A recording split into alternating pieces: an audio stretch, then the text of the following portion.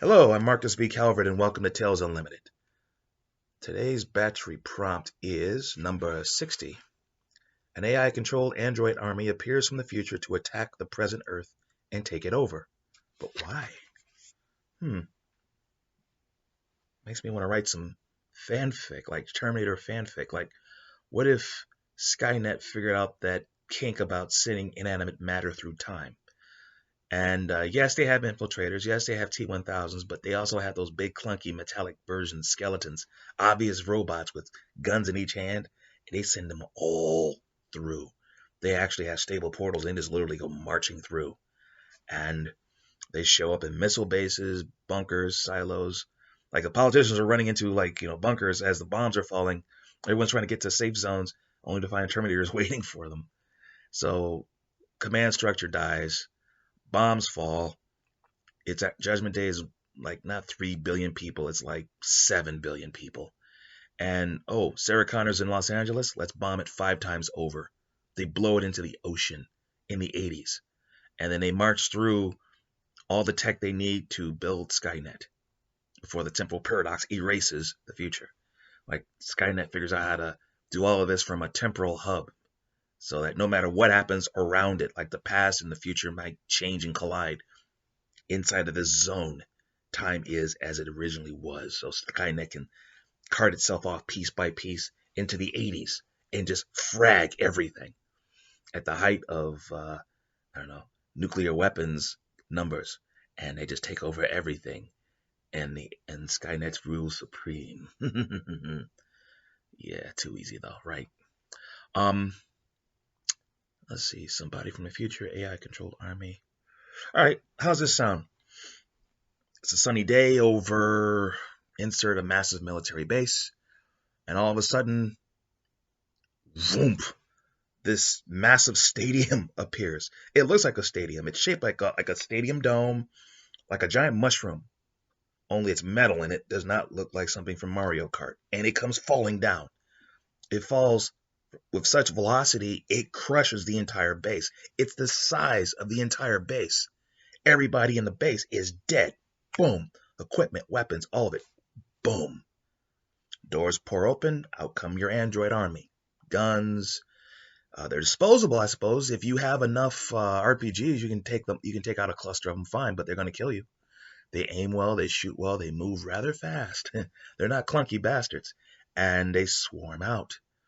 And they come from a future where whoever sent them is probably way off in the future, because time travel is probably not something they're going to figure out in the next 20 years or 80 years, maybe not even the next 300 years. But someone finally cracks time travel. Someone finally cracks large scale time travel and decides to take over the world. And they can't come through because, let's say, the flaw of time travel they haven't cracked yet is flesh doesn't come through. Nothing organic comes through and safely makes it. Let's do a reverse Terminator on that one. You can only send inanimate matter. So they send armies, and every base crushed. White House crushed. Capitol crushed. Pentagon crushed. Any tactical base building that's not, I mean, some of them are just not feasible. Like, okay, let's say there's a hollow mountain somewhere. Okay, fine. They just put a base near the hollow mountain, storm in, blow their way into a bunker. Fine. But they don't destroy whole cities. They just take them over. Disable our nuclear capacity, throw off jamming, smash our command and control systems. It's too easy. The AI, the AI should take over the world like that, but that's no fun. So let's throw in some plot complications, shall we? Maybe the AI goes crazy and decides we're not worthy. It becomes like a Skynet. It just starts wiping us out, and the bad guy in the future actually has to send the auto-destruct signal and go, dadgummit, and blows up his own army from a temporarily secure bunker. So, like, no matter what happened to the past, the bad guy would be safe. He's like, oh, well, blows it up, boom, boom, boom, boom, boom, boom. And he just says, oh, back to the drawing board. While the Earth is in tatters, he's like, okay, well, let me send army number 2 with my AI number 2.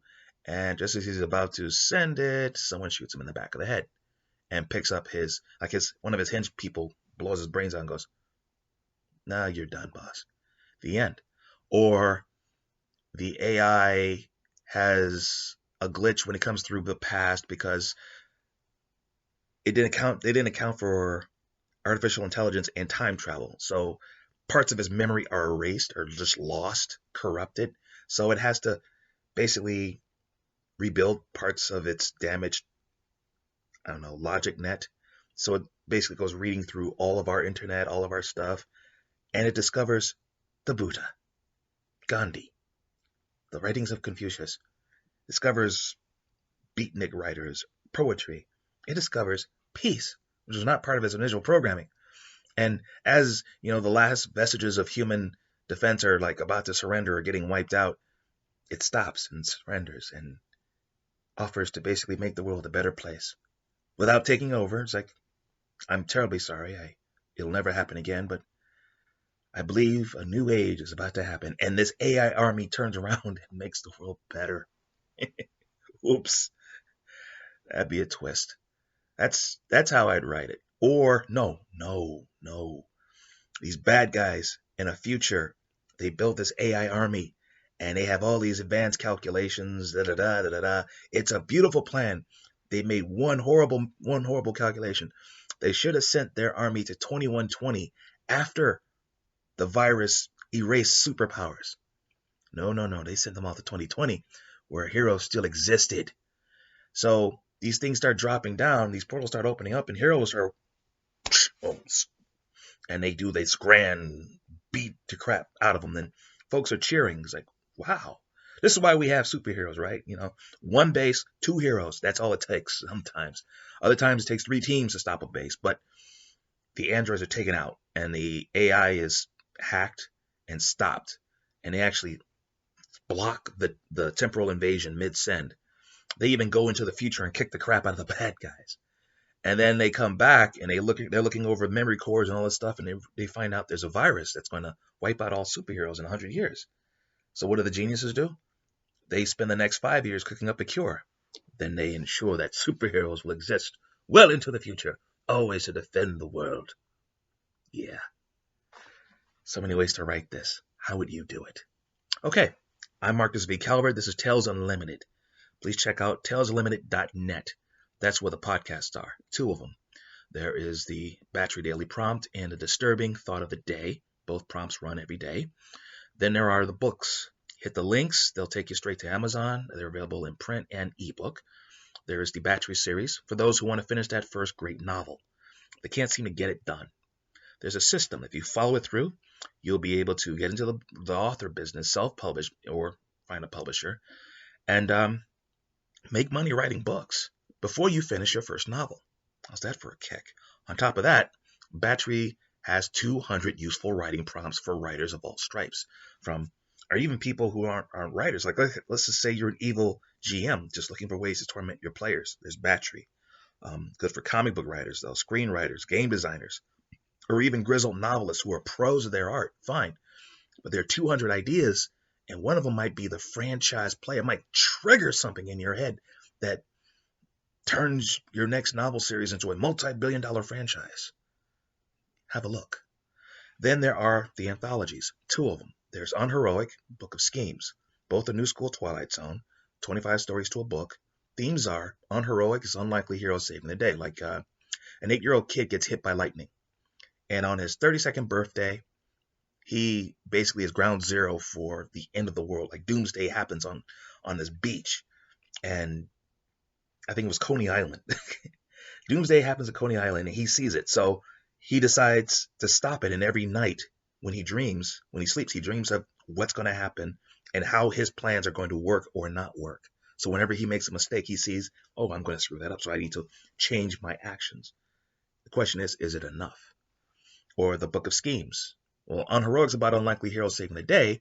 Schemes is about schemes, all kinds of schemes, some silly, some diabolical. Well, these 2 guys in the hood, one guy's unemployed. He has a wife and kid to feed, and his buddy is like, he wants to get into the jacking business, jack people here, jack people there. There's this park. It's like, come on, man, roll with me. I could use an extra gun. So their plan is to, in this case, grab this dude over here who looks well dressed, sitting in the park, middle of the night, smoking weed with a Rolex on his wrist, all by himself in the wrong neighborhood. And here's the problem. He's a vampire. He's trying to smoke enough weed to handle the idea of eating ribs. He has a craving for ribs. But hey, if you're full of blood and you're gonna walk up on him and try to rob him, well, hey, he has room for dessert. That's how I write. And then there's the iVillain series. Think Sin City with superpowers. There's this place called Pillar City. It's the superhuman crime capital of the world. And in this town is Benjamin Clyde, gentleman fixer, dude in a suit. He runs the fixer game in the world. Not all of it, but he's just the best of the best because he has over 400 mercs, handpicked, a lot of them with superpowers. And he's toppled governments. He's done like the sweetest gigs. And he seems untouchable until one night a deal goes bad and he's forced to fire all of his people, give up all of his money, and as a slap in the face, fight crime. Just him. And his chances of surviving on his own are pathetic. Yet he has a past and skills and some other stuff I'm not going to mention.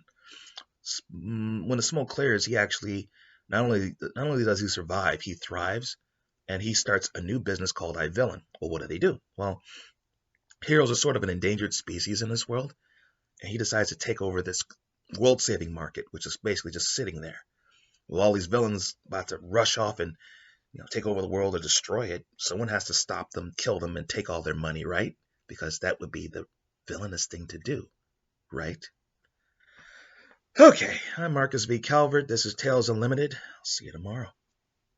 Take care.